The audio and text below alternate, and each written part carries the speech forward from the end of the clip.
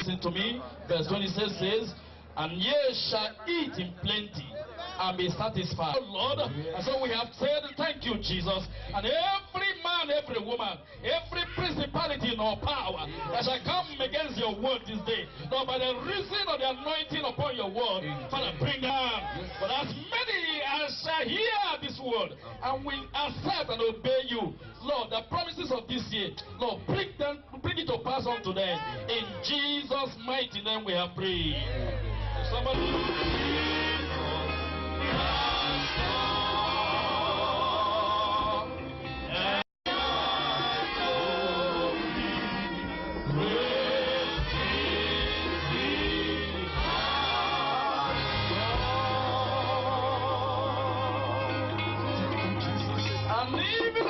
Fortunate. Somebody didn't hear me. I say, if you are here tonight, count yourself what? Fortunate. Say, I am fortunate. I am fortunate. I am fortunate. I am fortunate. The Lord will bring it to pass in your life in the name of Jesus. Let us sit down as kings and queens. By His grace, we are here again this year. By His grace, we have come to tell us what the Lord has asked us to say and declare this year. By His grace, through our praying Father, the Holy Spirit declared this 2015 as a year of restoration and abundance. If you know you heard me, can you repeat after me? The year of restoration and abundance. Maybe 2015, my year of restoration and what? Abundance. If you know you believe that, shout a living hallelujah. I can't see a crowd and a church shouting better than this. Come on, shout a living hallelujah. Let me tell you something, child of God. The Bible says, ye are gods, I children of the Most High. And so, the Bible says that our God thundereth. And each time He thunders, when He speaks, His words comes to pass. And so if you are a God and you are a child of the Most High, when we say praise God for which you are alive, because the purpose of your being alive is only to please and to worship God. Come on, if you are alive, shout the living hallelujah. The Lord will bless us.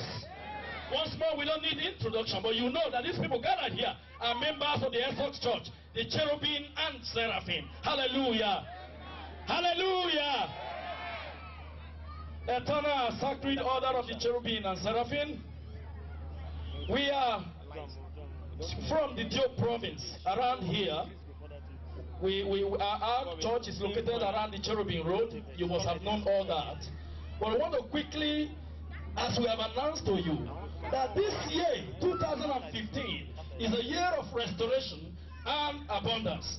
Now, before we started the prayers, we read Joel chapter number 2, verse 25 and 26.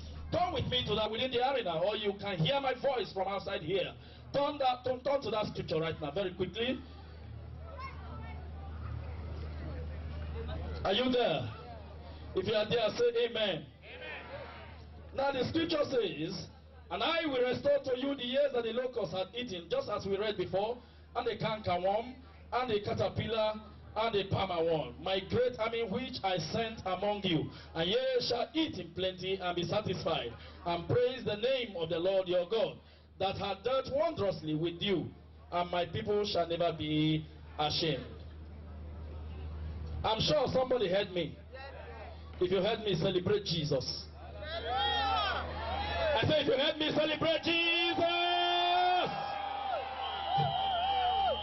For Him to say, I will restore. I will restore to you the years.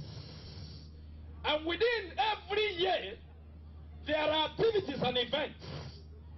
Within every year, there are so many things that would happen.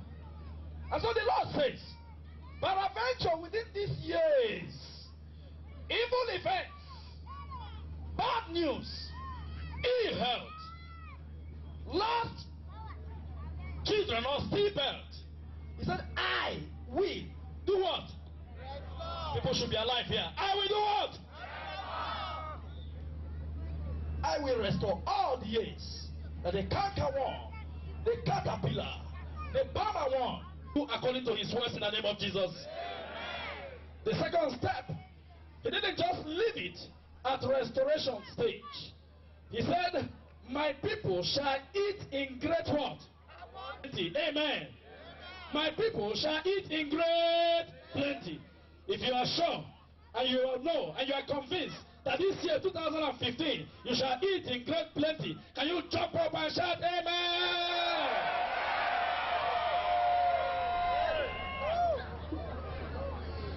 The year 2015, as we said, is a year of great plenty. What is this year? This year, 2015, we said is a year of restoration. So many will be asking, what is restoration? And I have said, anything you lost, bringing you back to your state, bringing you back to what you used to be, bringing you back to where God wanted you to be. Because for some of us, we have never gotten to the level or to the point and state God wants us to. Come on, restoration also includes taking us to where God wants us to be, to your expected end. So my plans for you are not of evil, but of good, to bring you to where? Come on, just talk to me. To where? Expected end. And so that is restoration. Bringing you back to your state, to your status, to where you are supposed to be. That is restoration. And I'm sure God, who has said it, will make it come to pass in the name of Jesus. I said he will make it pass in the name of Jesus. We also told us that it's not just about restoration. It's also about abundance. And what will come to your mind this night is when the spiritual man is talking about abundance, what does he mean by abundance? Abundance is what we call ample sufficiency, overflowing fullness. Did somebody hear me?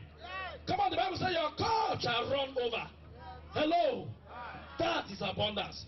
You will not just eat for eating's sake, but the scripture said you will eat and be what? Oh, my people should talk to me. And be what? You will eat and be satisfied. That is great abundance. Overflowing wealth. Let me tell us something very greatly.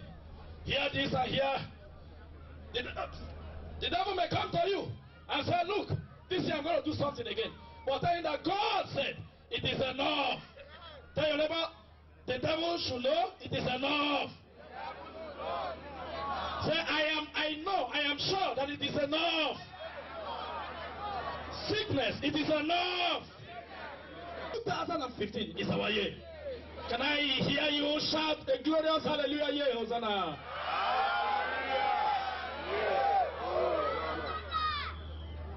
By the grace of God, he has brought to us this year a better year.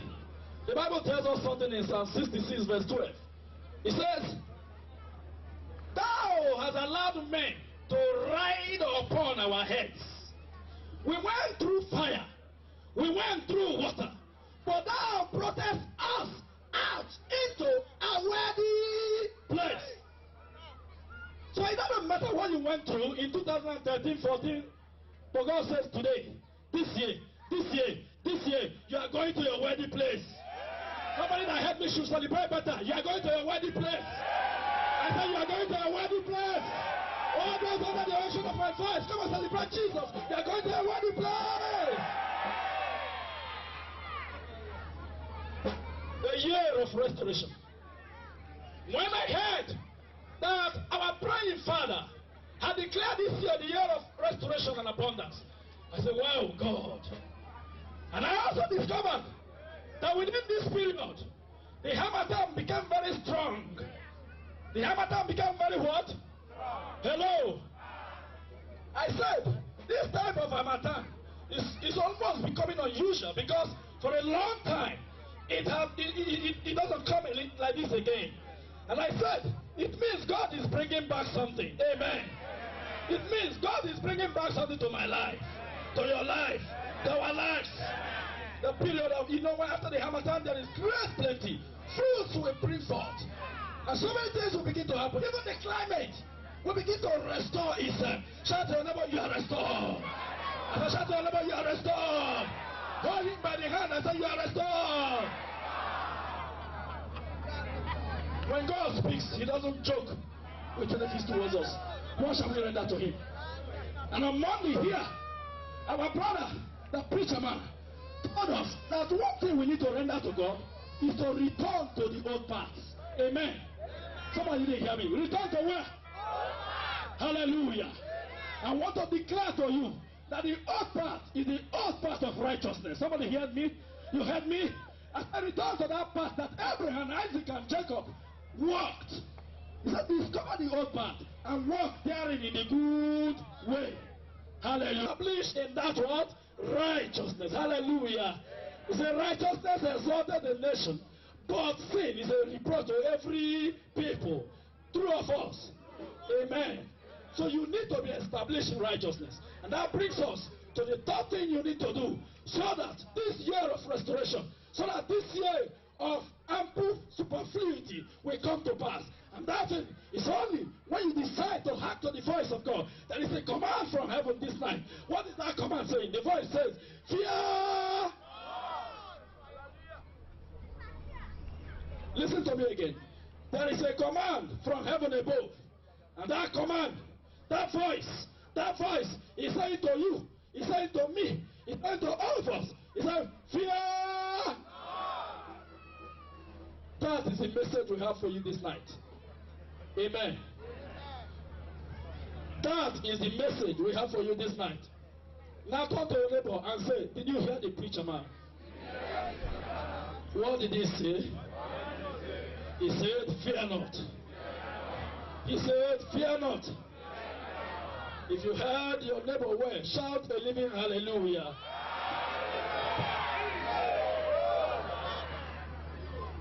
We'll go back to that same Joel chapter 2 that we read verse 25 and verse 26.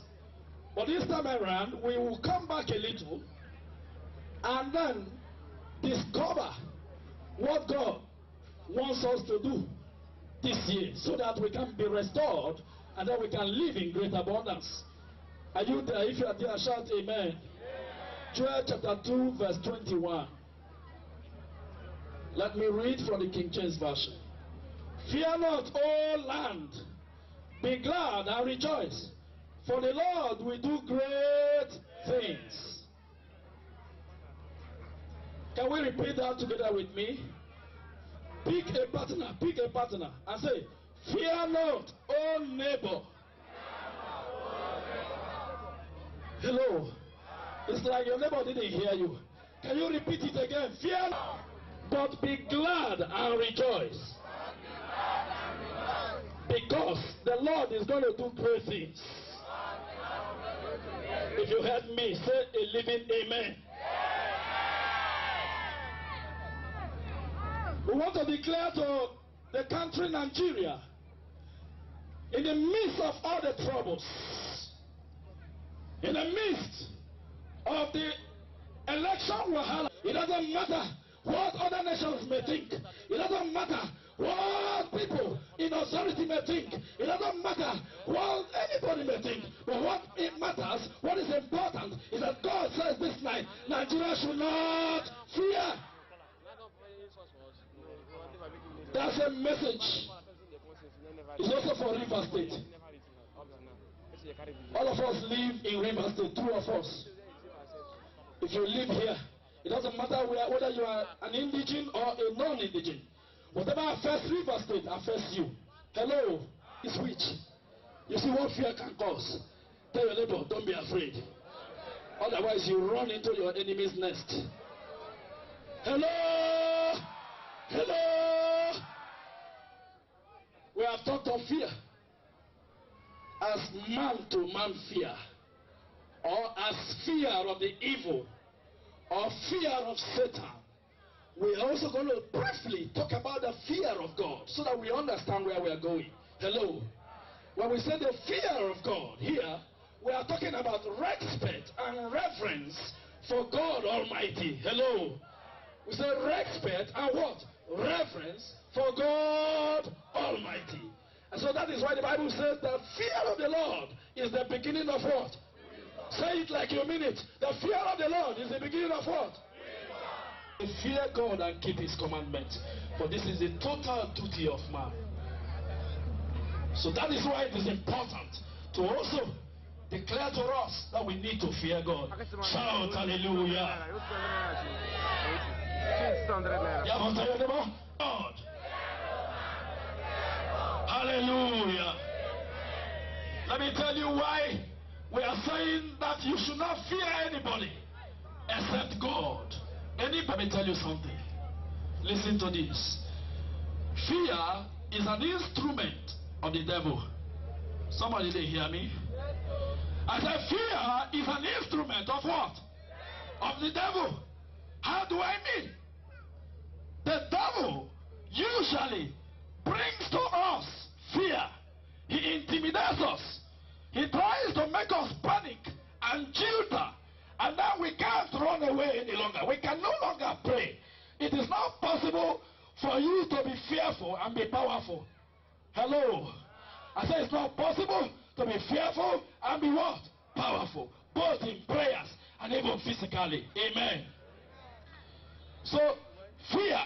The devil employs fear. He uses fear to his advantage. The Bible tells us that Job said in Job 31, he said something. He said, what I feared has come upon me. What I dreaded has finally come unto me. Hello.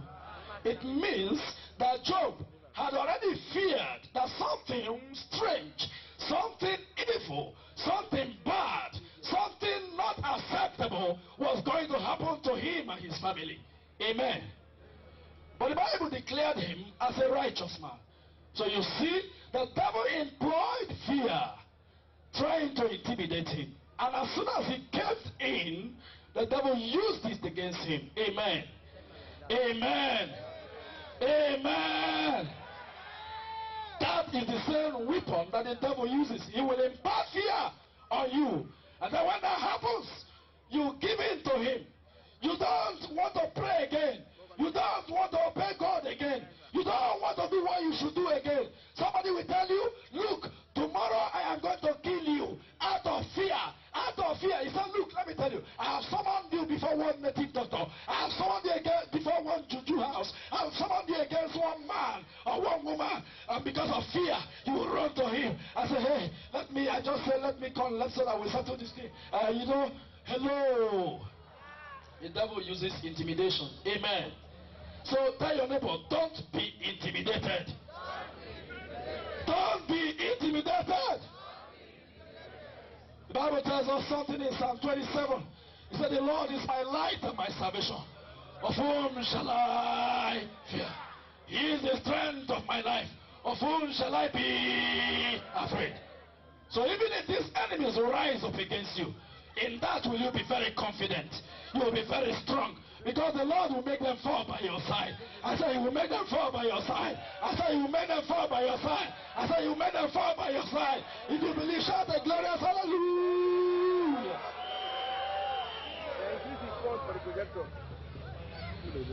Anytime you become afraid, your power to fight or pray disappears. Hello. Hello. I want to clearly tell us something. In 1 Peter chapter number 5, verse number 8, the Bible says, be self-controlled and alert. Your enemy, the devil, does what? Hello. He prowls. He runs around like a roaring what? Lion. Looking for who to do what? To devour. When I read this scripture, I said, wait a minute. The Bible says, like a roaring lion. It means, why do the lions roar? Why do they roar? They roar so that their prey will get afraid. Amen. So that they will intimidate, send jilter and panic to their prey. So that even when they are supposed to run away, they will just stay one place and then they will come to it. Hello. That is what the lion does. And that is exactly the same strategy that the devil employs. Amen. Amen. The devil employs the same strategy. He creates falsehood. Falsehood. He does something and you look at that thing as if it is real. And in English we call it similitude. Hello. He will do it as if it is true, but it's not a reality. He creates falsehood. And that's why the Bible says, even though I walk through the valleys of the shadows of death, I shall fear no evil. Shadows. Shadows. It's not reality. And so that is exactly what the devil does. So from today, discover, also know that the devil cannot overcome you. Shout amen. The devil cannot overcome you. Let me tell us something that happened in the scriptures. In 1 Samuel, around chapter 17, or thereabout, the Bible says that Goliath normally intimidates the children of Israel, true or false. He came, he said, if you know that you can stand me, come and face me. If you win me or kill me, then we will serve you forever. Hello. And the Bible says that all the armies of Israel, armies of God, they were afraid. They ran back. Fear, intimidation. Goliath intimidated the children of Israel. But somebody say, but when David arrived, can I hear you say that? But when David arrived, God of faith. Does somebody hear me? I said, stand and face it with the power of faith in the word of God. The word says, ye shall not die. Ye shall not die. When you are intimidated by death, say, this death is not unto me. Shout hallelujah.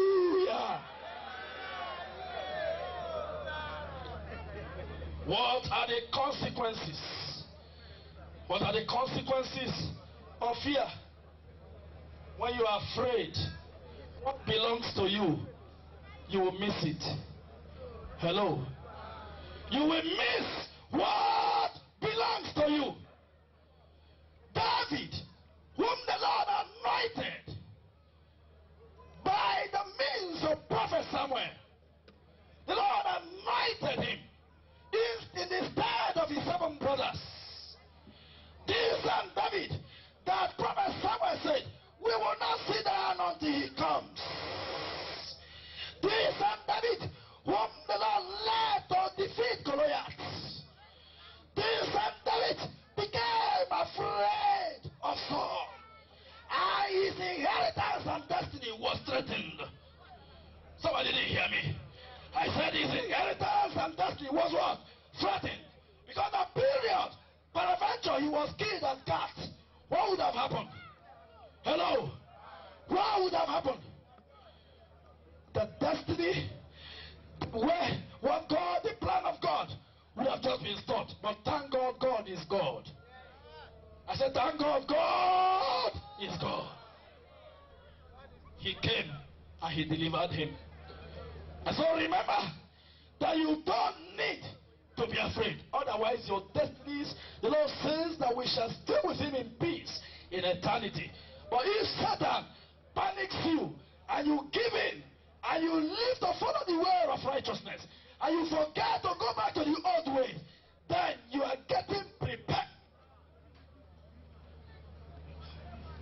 You are getting prepared to lose your inheritance. That is what fear does. Hallelujah. I said that is what fear does. Hallelujah. Anytime you are afraid, you will discover that you will lose what the Lord has for you. Be tormented. Fear can torment you spiritually. Fear can torment you in body, that is physically. So you don't need to fear. Fear caused Saul to do what? To go and meet witch doctors, to bring call back the spirit of Samuel. Hello. It was fear. He was afraid. He said he was going to die. He wanted somebody to talk to him. What beholds of my future? What will I be in the next? What will happen to me? Will I die? Hello. So it was fear. Fear can cut short your life. And that was exactly what happened to Saul. That will not be your portion in the name of Jesus. I said that will not be your portion in the name of Jesus. It will not be your portion in the name of Jesus. Very quickly, what are the causes of fear? Fear is caused by faithlessness. Did somebody hear me? Fear is caused by faithlessness. You need to have faith in God. Be established in God. The Bible tells us something in Daniel chapter 3. It talks about Shadrach, Meshach, and Abednego. And these men were supposed to worship a golden image that was created and molded by Nebuchadnezzar. But the Bible tells us something. When that voice sounded and they were supposed to worship the golden image, they said they will not worship. And so these people came and said, look, king, these ones have refused to worship you, to worship the golden image. And he said, bring them to me. These men, why have you refused? Okay, by the sound of this same thing, you shall fall down and worship. And they said, Oga, we are not careful to answer you in this matter. Even if you throw us into the furnace of fiery fire, our God will deliver us. Amen. So is it not faith? Is it not faith? Our Lord will deliver us. Even if our Lord decides to leave us there, we don't care. Amen. But I'm sure our Lord doesn't leave us behind.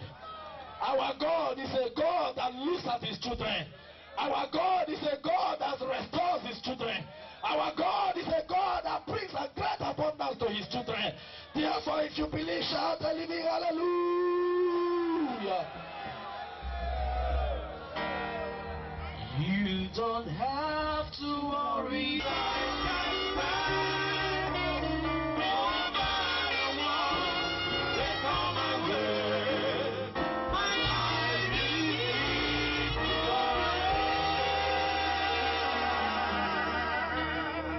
No matter what, make your way. I'm sure that abundance will come your way. The Bible says in Psalm 91, it says that he that dwelleth in the secret place of the Most High shall abide under the shadow of the Almighty. If you dwell in God, if you live in God, if you have faith in God, it doesn't matter what the enemy may want to do. What matters is that he will cover you under his feathers. Shout hallelujah!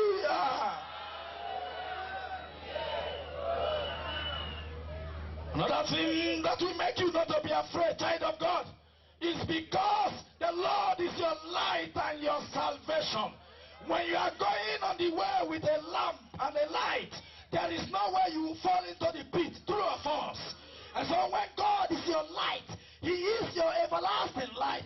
He is your moon and he is your sun. He is the light that you use to see. And so when God is your light and he is your safety, that is your salvation, then you have no cause, you have no reason to fear. You have not been given the spirit to fear. Hello. So can I have you stand up on your feet?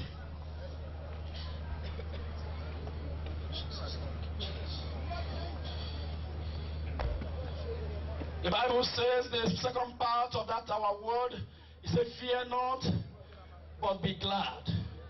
For the Lord will do great things in your life. And you need to ask, why should we be glad? Be glad in the Lord and rejoice. All ye that are upright in heart, and ye that are led in your joy, and sorrow depart, rejoice.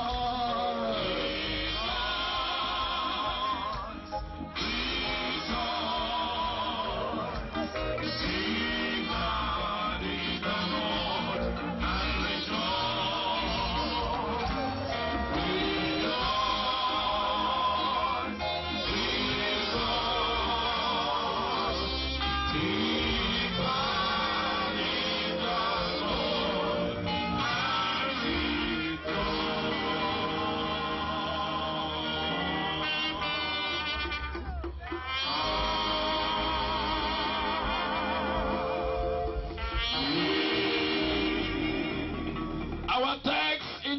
chapter 2 verse 21 says, fear not, be glad and rejoice, for the Lord will do great things.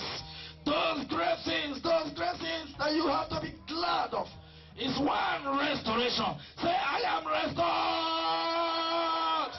Declare, I am restored. Everything that I've lost in the past has been restored. Everything I've lost in the past has been restored. In the name of Jesus. The Bible says in Psalm 126, it said, when the Lord turned again the captivity of Zion, we were like them that dreamed. Then was our mouth filled with laughter, with song, and our mouth with laughter. He says, and then said the heathens, that the Lord has done great things for. What will you answer? Yes. The Lord has done what? Great things for us. Come on, rejoice! The Lord has done great things for us. Rejoice!